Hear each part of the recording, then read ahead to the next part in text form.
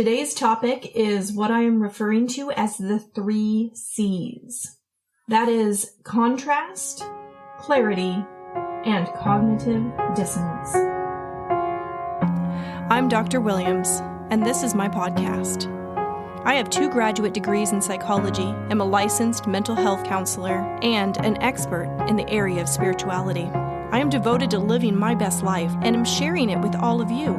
I'm bringing my expertise, education, and life experiences to you through this podcast. Everyone deserves to enjoy life, and that is what I'm here to talk about. Depression, anxiety, grief, you name it, we all go through it at one time or another. I believe there's a better way to come at these things than mainstream mental health care offers, and I'm here to offer you my perspective and dig into discovering how you can feel good no matter what life throws at you.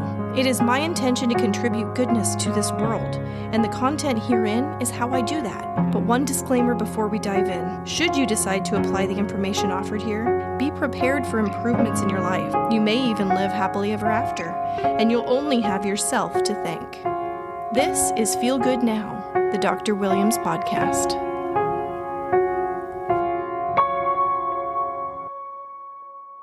So I'm going to talk about cognitive dissonance first. Now, this is a psychology term, and it's defined as, quote, the psychological tension that occurs when one holds mutually exclusive beliefs or attitudes, and that often motivates people to modify their thoughts or behaviors in order to reduce the tension, unquote. Another way of saying that would be the state of discomfort that is felt when 2 or more modes of thought contradict each other. And that could be thoughts, attitudes, and beliefs contradicting with behavior. So an example might be a teenager who is a straight-A student and goes to a party and feels some peer pressure to drink or do drugs or just do something that isn't really aligned with who they believe themselves to be. And then they engage in the behavior because of the peer pressure, and then they feel some discomfort because that doesn't match up with who they are and know themselves to be. When a person experiences cognitive dissonance, they probably won't realize that, that's what it is as far as the psychological term. They just recognize that they don't feel good. They have this uncomfortable feeling. And a lot of times people are aware that it has something to do with the situation that they're in. And then what they'll do is they'll try to either change their behavior to match back up with how they believe themselves to be, or to match up with their thoughts, their beliefs, and attitudes. Or they change their thoughts, beliefs, and attitudes in order to match up with their behavior. Either way, the experience of discomfort motivates the person to change one thing or the other so that they can neutralize their feelings again and get rid of that discomfort. So another example of cognitive dissonance might be a couple who are devout Catholics, and they are married in the church, and they follow the teachings, and their behaviors match up with those beliefs, and that's how they go through their lives. And then they have children, and one of the children is showing signs of being gay, and this couple starts to experience some discomfort about this, as the Catholic Church is not supportive of a gay lifestyle. So here they are now in a position where they are stuck between their religious beliefs and their behaviors that match up with those beliefs, and their love for their child, who is expressing desire for a lifestyle that goes against Catholic support. I actually use cognitive dissonance as one of the variables in my dissertation. The other variables were religiosity and stress, and I measured all of those on GPA scores for undergraduate students. So I learned a lot about cognitive dissonance through my research and my own study, which I conducted. And I find it just really fascinating. And especially now that I know what I know, about the law of attraction and the teachings of Abraham, I understand so much about how cognitive dissonance is related to what Abraham refers to as contrast. So what is contrast? Well, contrast is any experience in life that opposes your desires. Those are usually viewed as negative experiences, so bad situations or bad things that happen to you. They're the things that happen that make you react in a way of saying, I don't like that, or that's not what I want. And the experience of contrast is usually paired with some kind of negative emotion experience. Some things to know that are important in understanding contrast. First of all, it's important to realize that every single moment that you are experiencing is a manifestation. When we talk about manifesting, a lot of times we talk about the things, right? The things that we're creating or thoughts turning to things, which is what manifestations are. But it's also important to realize that every single experience, every moment of now, is a type of manifestation. These things have manifested. That is, that they are occurring right now. And manifestations come with contrast. Not everything in every moment is enjoyable or something that you want. There's some contrast there. Now, this serves an important purpose. Contrast, though it may seem at face value to be a bad thing, is actually a really good thing. When you are able to recognize contrast that's occurring, you're aware of what you don't want, right? And when you are aware of what you don't want, you know what you do want. Now that is important. For instance, yesterday I took 2 steps out into our yard in the grass and said, ouch, when I thought that I had stepped on a very sharp weed. And then I looked down at the ground and I saw a bee fly away. And I realized that I had just been stung on the bottom of my foot by a wasp. So I waddled inside, and as I was focused on the contrast, so the sting itself, the thing that I don't want, I felt the sting get worse, and it hurt more, and I was in distress. And I got an ice pack, and then I sat down, and I put my foot on the ice pack, and I started playing a game with my kids. My son had a little item and he was hiding it in his hands behind his back, and then I'd have to pick which hand I thought it was in, and we were all taking turns doing it and having a really good time. It was very fun. And I realized that when I had been focused on the contrast, so the bee sting, the thing I don't want, that attention that I gave to it made the experience worse. I felt the sting more, it hurt worse. Then when I took my focus off of that and started giving my attention to something that promoted a good feeling in me, playing with my kids, the feeling of the sting went away and actually didn't hurt very badly at all the rest of the night and into today. Like, I can hardly feel it anymore. But that just goes to show that what you focus on is what you get more of. So that can be hard to do when we experience something like contrast in our lives.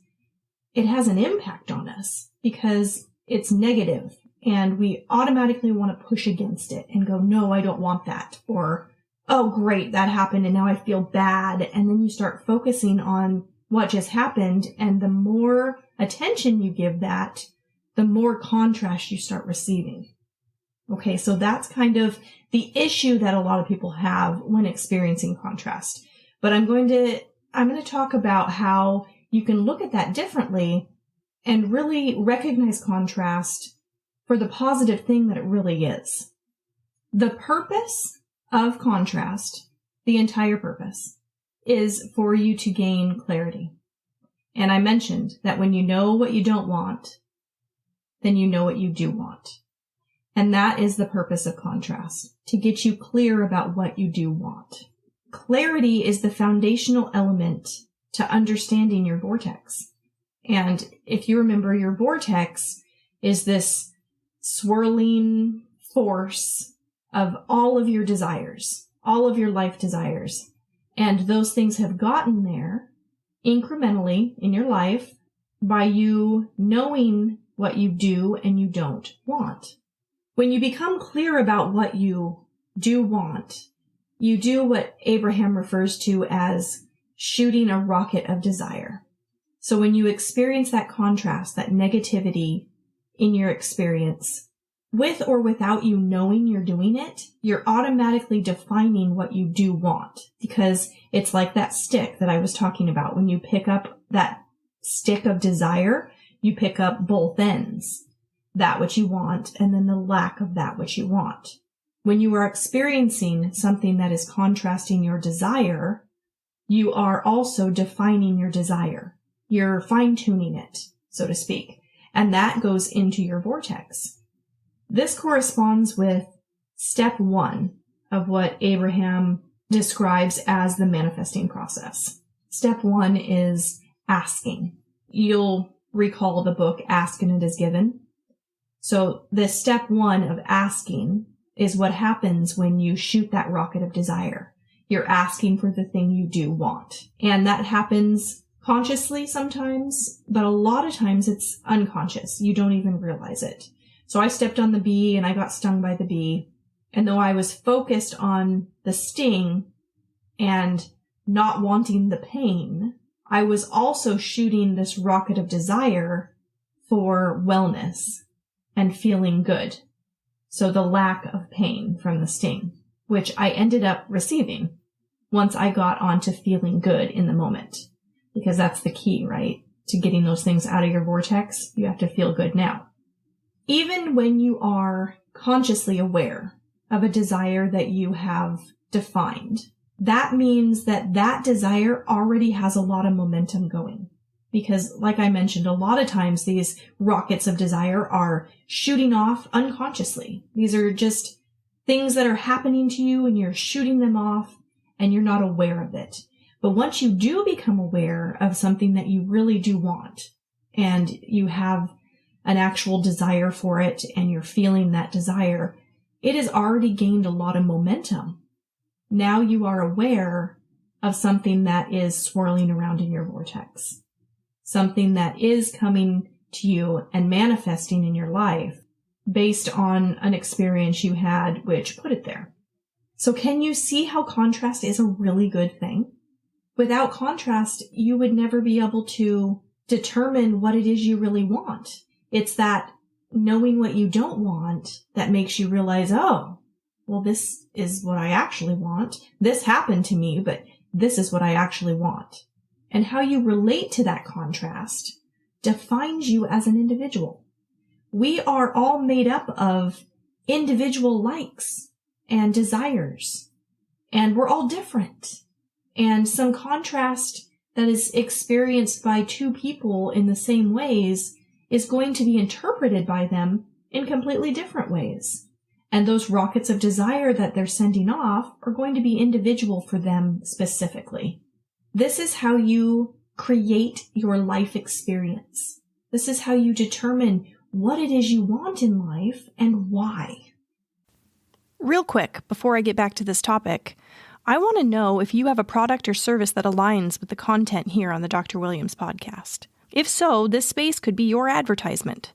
Reach out to me by going to drwilliamspodcast.com. Okay, back to the episode. Let's apply this to cognitive dissonance now.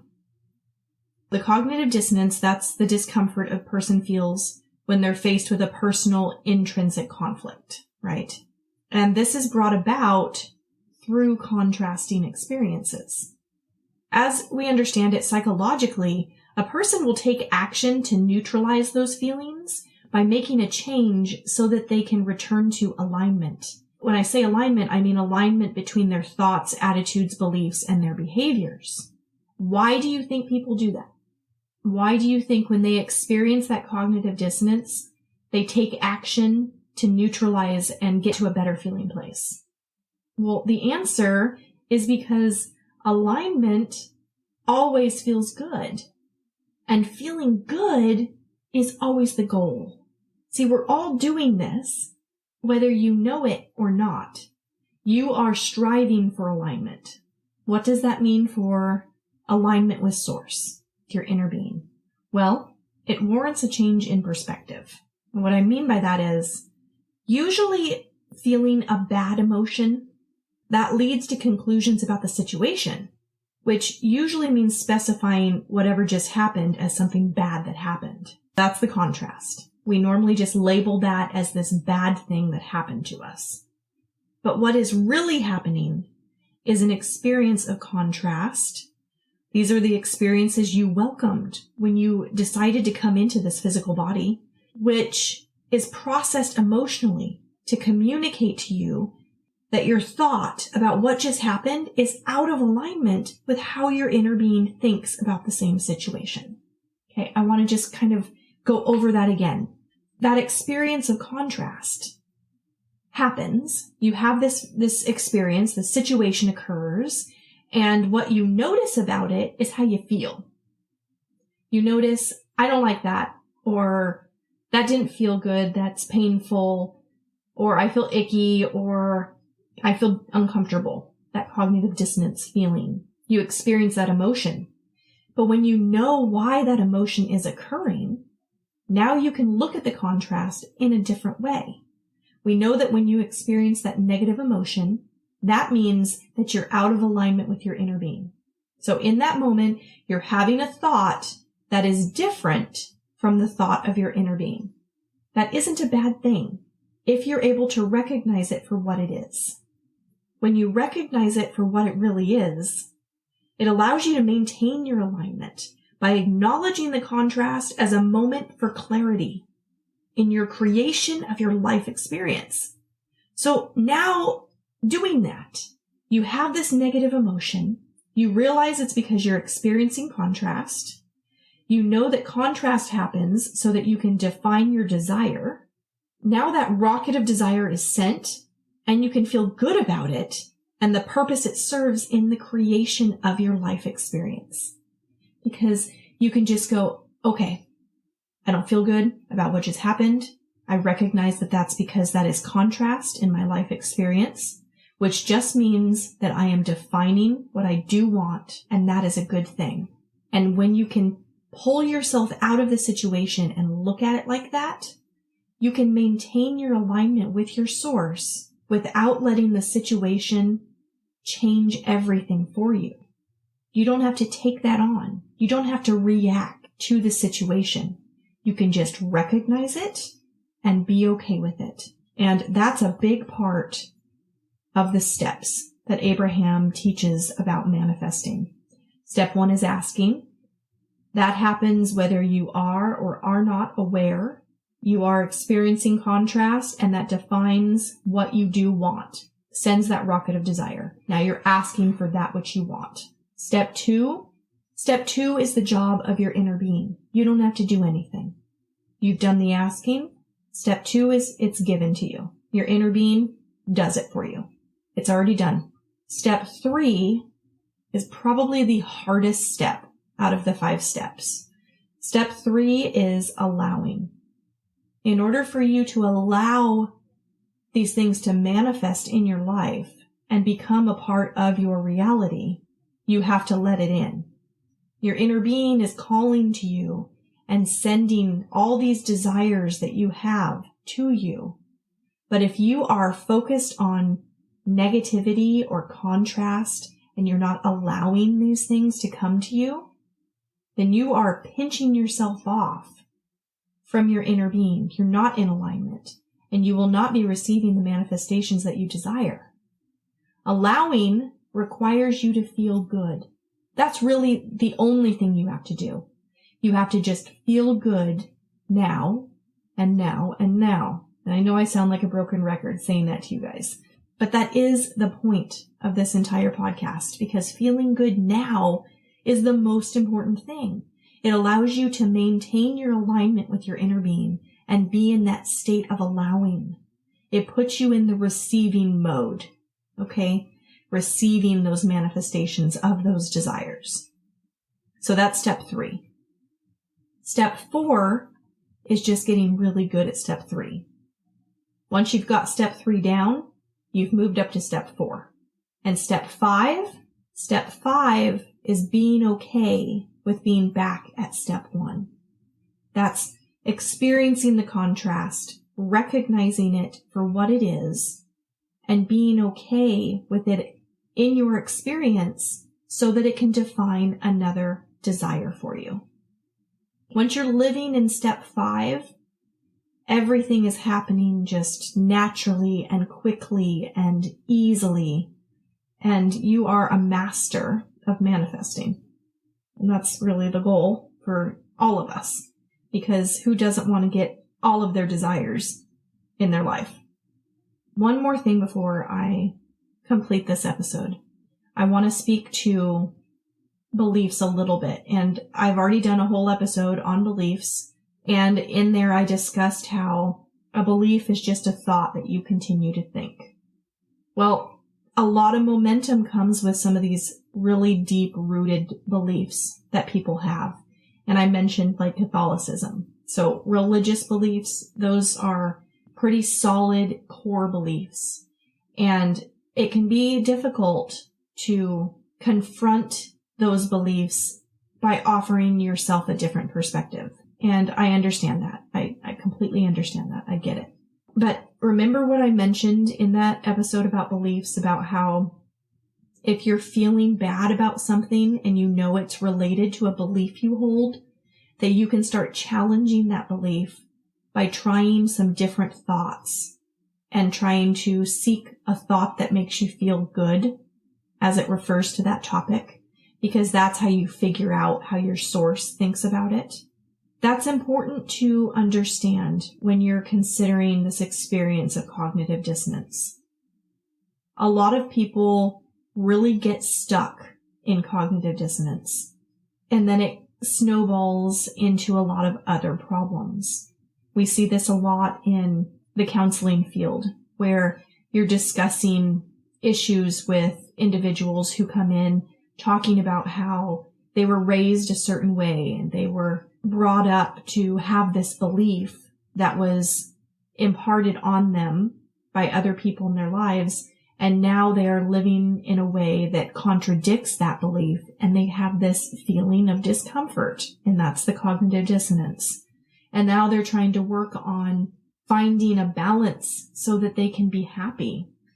A lot of times what people will do is cut off people in their lives because they don't want to hear it. They don't want to hear how their lifestyle or their behavior in some way is contradicting how they were raised. And for them, it's just easier to sever the ties with those people rather than recognizing that they're just experiencing some contrast and defining what it is they really do want. Because you can have both. You don't have to cut people off, and you don't have to continue to feel this feeling of discomfort. Because once you recognize and understand why it's happening to you, that automatically kind of puts you into that third step, right? That feeling of allowing, because you can let go of some of that resistance. That's what allowing is about. Getting rid of the resistance that's on your road, that's blocking you from what you really want. And that might be to have your lifestyle and still have those people in your life. That's possible. We have a tendency to take action on things that don't necessarily require action.